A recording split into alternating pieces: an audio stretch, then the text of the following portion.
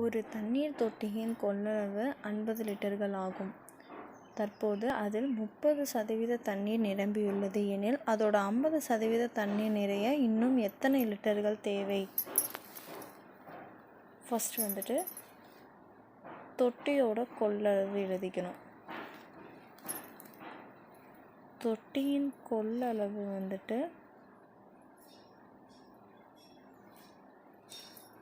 50 litre.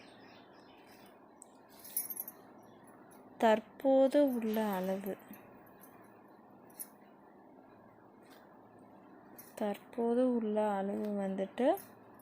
30%.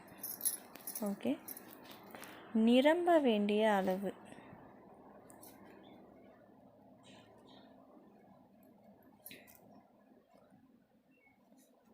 50%.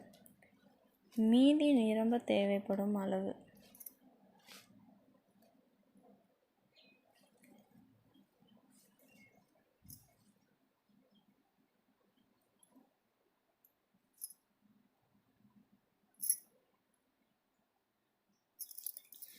இது என்ன அப்படின்னா 50% மைனஸ் 30%.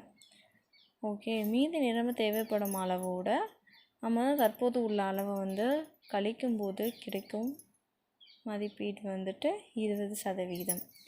இப்போது இந்த 20%த்தில் நம்ம இன்னும் எத்தனை லிட்டர் தண்ணி நிறையணும், 50%ல் எவ்வளோ நிறையணுன்றதை எப்படி எழுதணும் அப்படின்னா, ஸோ 20% அப்படின்றது நம்பரில் போடும்போது by 100ன்னு வரும், into 50.